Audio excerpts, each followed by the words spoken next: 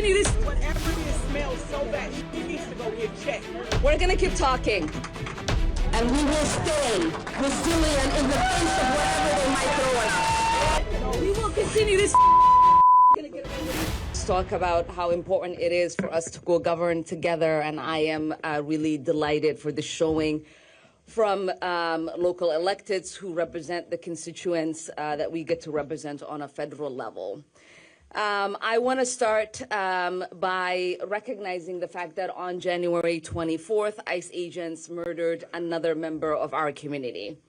Alex Jeremy Pretti was an ICU nurse at the Minneapolis VA.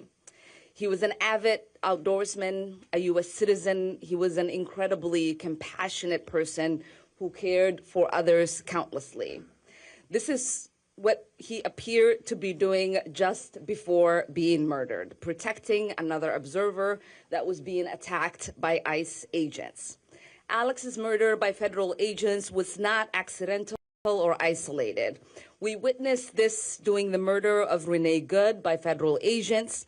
ICE's reckless and lawless actions have taken a mother from 3 children, a partner from a wife, and inflicted unfathomable pain on our community. Similar to Alex and Renee, they were exercising their First Amendment right, an act that this administration has deemed a capital offense. Renee Good should be alive. Alex Pretti should still be alive. Please, let's take a moment of silence for Alex and Renee. Thank you. My deepest condolences go out to Alex and Renee's family, friends, and everyone who knew and loved them. We will not stop fighting until we achieve real justice and accountability.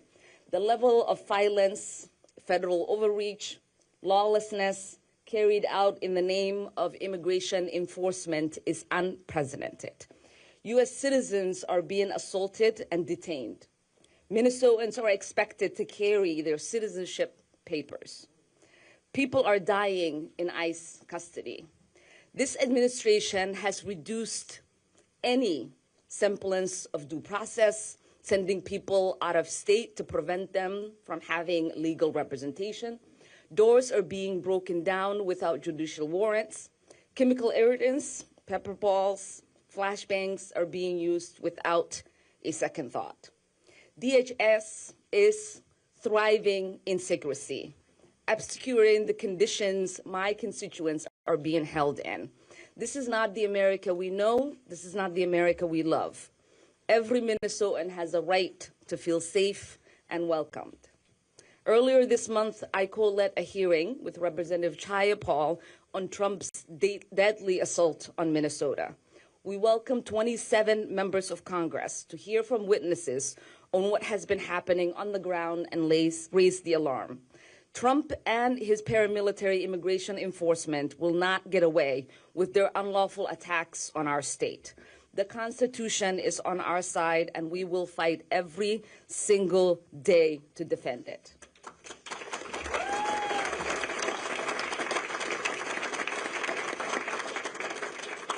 As it's been said, real justice and accountability starts with full, transparent investigation and legal action against ICE, followed by the abolishment of the agency. ICE cannot be reformed. It cannot be rehabilitated. We must abolish ICE for good.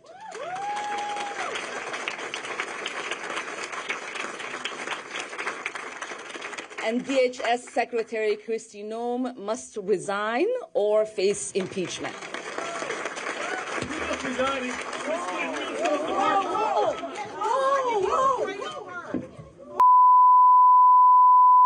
I don't know. Oh my God. Oh my God, he sprayed something on her. I need a napkin to know nothing. No, we will continue. No. Ilhan, you need to go get checked. No, we will continue. You need to go get checked. No, you don't know what. No.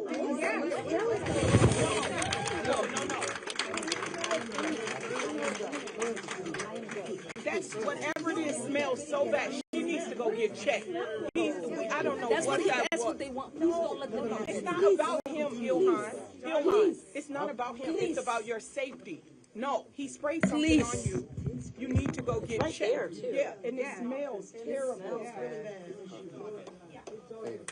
We're going to keep talking. Just give me 10 minutes. Minnesota strong, and we will stay resilient in the face of whatever they might throw at us.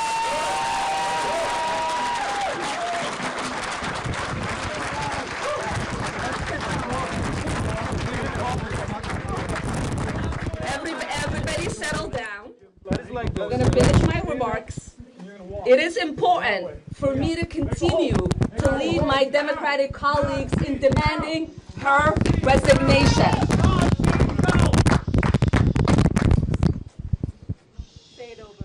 And like I said, if she does not resign, we are going to introduce articles of impeachment.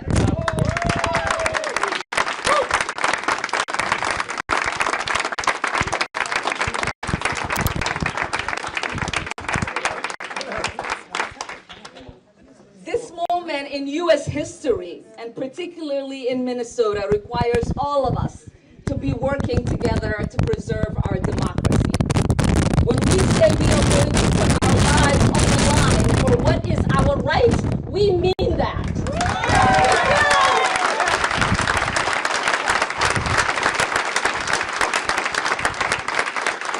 Last week, my Republican colleagues put forth a Homeland Security funding bill that includes $28 billion for ICE and Border Patrol. I refuse to greenlit funding to a rogue agency that and opposes our most basic freedoms.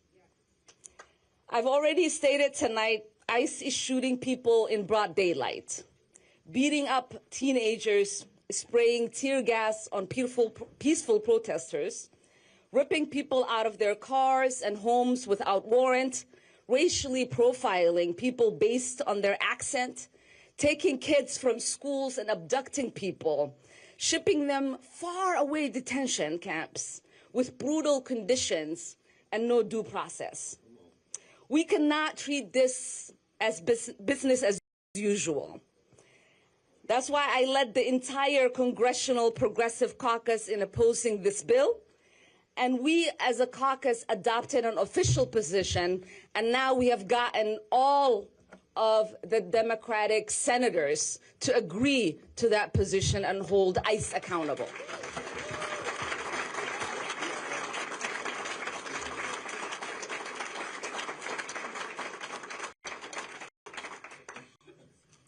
But this president's lawlessness does not stop with ICE and border enforcement. We are seeing how he's threatening Greenland and Venezuela and Iran and Cuba and Colombia. He has already taken lives in the Caribbean, and we wanted to pass a war powers resolution to hold him accountable. We are hoping for our Republican colleagues to grow a backbone and come on the right side of history.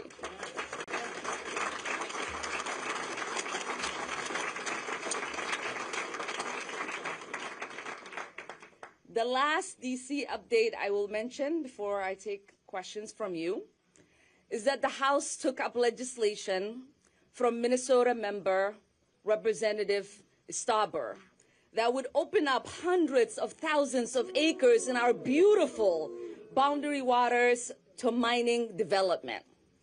The Boundary Waters is the most visited wilderness in the U.S.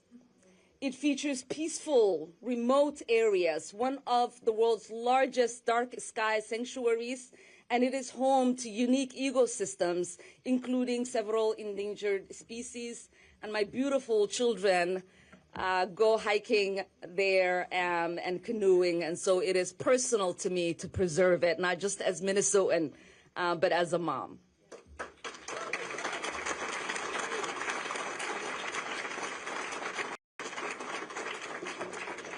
Many of my colleagues here, especially Councilwoman Warren,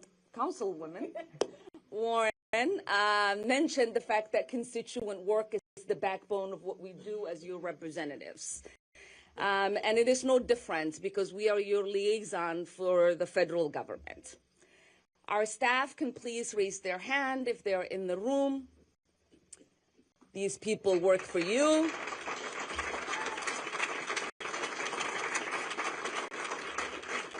We can be a crucial line of advocacy for our constituents who are experiencing issues with the federal government, like irregularities, delays, and emergencies. Although it is a difficult environment we are working in right now, our duty remains the same. My district office phone line is monitored from 9 a.m. to 9 p.m. daily. Congressional casework involving ICE is unique and narrow, but we can help with locating an individual detained by ICE if they are not appearing in a detainee-located system within 48 hours. Inquiring on urgent medical issues to ensure an individual is receiving appropriate medical treatment, ensuring an individual's attorney or loved ones are able to communicate with them, and importantly, our office cannot provide legal advice or assistance. If you are unsure whether we can help with a specific issue, please contact my office at 612-333-1272. I'll repeat that again, 612-333-1272. And we will review whatever detail you want us to review. So far, we have worked on 800 cases with issues like Social Security, immigration, taxes, healthcare, and more. Our team has returned more than $4.8 million to our constituents, businesses, and organizations in the district. Like I said, we might not be able to solve every problem, but we will definitely make sure we do everything that we can to try. Lastly, I want to congratulate a winner of something fun that we do in Congress, which is last year's Congressional App Challenge in the 5th. The App Challenge is intended to engage students in grades 6 through 12 to create innovative apps that address real-life issues in our community. I am pleased to announce that my office selected, it's a hard name, okay. People say I have a hard name, but oh my goodness, okay. Vet Bastodkar and his app, Brett Head, as the winner of the 2025 competition. Vet's app is youth-centered personal finance app built to challenge the culture of instant gratification through reflection and accountability. Vet is a sophomore at the Blake School in Minneapolis. He is fascinated by math, economics, participates in DECA, Model United Nations, and is a captain of his fencing team. Please help me in congratulating Vet.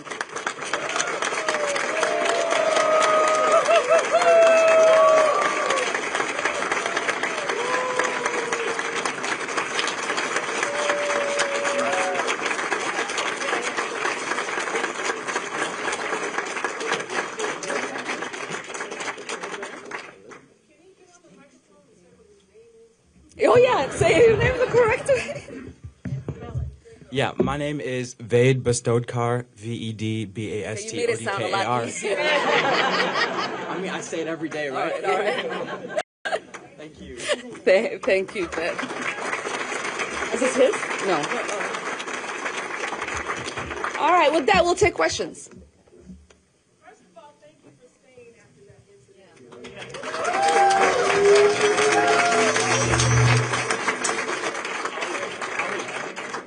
I learned at a young age you don't give in to threats. You look them in the face and you stand strong. They pick the wrong person every day. Where's your mic? Right here. I do not. Oh. I do not know the level of Congress. Oh, okay, sorry. Yeah, I do not know the level of power Congress has over ICE, but is there anything you as representative could make efforts to try and lead to the arrest of Jonathan Ross and the multiple ICE officers that killed Alex earlier this week? They were CBP, not ICE. Yeah, I mean, the law enforcement with the Department of Homeland Security, obviously there are investigations, even if the federal government has chosen not to fully comply in having a transparent investigation. I know Keith Ellison's office, our Attorney General. I know that our district attorney, Mary Moriarty, others have already started the investigations. And, you know, as Keith reminds us every single day, murder is not something that has a statute of limitation. And so regardless of what these people think, we're going to make sure that they are held accountable in every way that we can.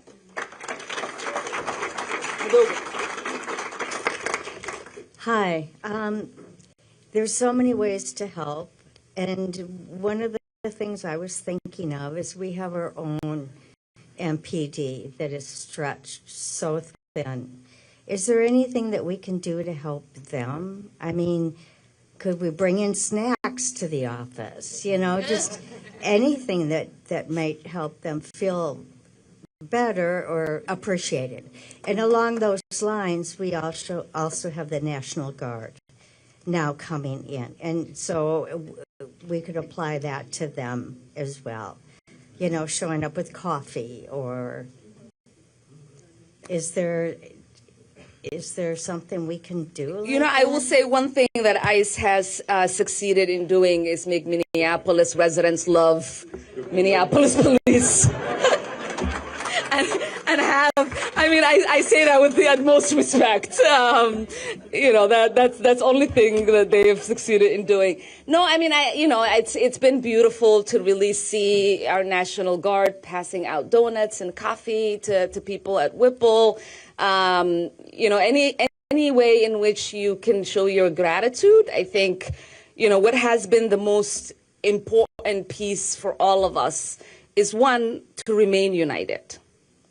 Two, not to just feel grateful for those you know who are out there, but to feel grateful for everyone who is out there, because Minnesotans are showing up for one another in ways that people didn't expect, and we are showing the country and the world what real solidarity looks like. And we should be goddamn proud of ourselves for that. So yes, whether you are showing up to say thank you to protesters and, you know, people who are documenting, or saying thank you to those that are keeping the peace, whether it is the sheriff's office or MPD, I would encourage it. So you could just bring in like a couple pizzas? I would assume that would be fine with them. Well, yes, obviously you wanna make sure they're not scared that you're trying to poison them or something. Yeah, that's true. That's true. We'll take one right here. I'm just curious, we've seen now multiple cities be invaded by ICE, and it seems as though they've left, right? LA, Portland. Do we have any sort of understanding of is there a quota that they have to meet, or a certain time? How can we grasp when they could potentially leave, when their whatever objective has been fulfilled? So what we do know now is that there is some agreement, we don't have the full details, that Border Patrol will leave. It is my understanding, you mentioned being overwhelmed, there's 4,000, 5,000 of federal law enforcement that has besieged not just our city, but our state. And so it is my understanding that those that are tasked to control the border, exercising the 100-mile rule for Minneapolis, at least will leave. And the timeline was today, so they might have already gone. I saw reporting about 800 of them have already left. And so we'll be tracking that to see how many more of them leave. Generally, the way ICE used to operate is that, there's two kinds, and you've seen, our corrections department clarify this. You've seen Hennepin County talk about it. Generally, there are two paths. One is that someone has been adjudicated, they were arrested for a crime. If their crime is a felony, and they were not a U.S. citizen, oftentimes they would finish their sentence because they committed the crime against us and we want them held accountable. And then once their sentence ends, the corrections would call and say, we have someone being released at this time, on this day, in the next week or month. And they basically turn them over in the parking lot. Now, that person obviously has the right to ask for a judge to prolong the time they're here, to contest their removal. Sometimes you hear these stories of people who've been green card holders for 30 years. They came here as a baby sometimes. And so those removals take a long time, but they are in ICE detention as they're going through those. We also used to have before, maybe 6-7 months ago, law that said you couldn't indefinitely detain people if they did not have an actual crime that they were being detained for. And we know that immigration in itself, a violation of immigration is not a crime in itself. So the other way, which is kind of what they're saying they're doing now, which is not the way it's supposed to be done. Normally the way it gets done is that you have an order of removal for someone, and you try to find out where that person might be. You do surveillance, you talk to known people to them, you find their previous employment, you find a way, and then they do those raids early in the morning, 6 a.m., where people are not really out trying to find the person in that home or in that business that they thought they might be in. And so we do know that the way that this is being carried out, and you've seen the incidents in where, they're literally jumping out of a car or breaking a car window or trying to get into somebody's space, that is not enforcement. That is terrorizing. That is terror. And those are not the kind of tactics we are known to have in our cities. Those are the kind of tactics we're known to have cities outside of the United States where people are brutalized. And so that's why we've been so opposed to it. We'll do right there.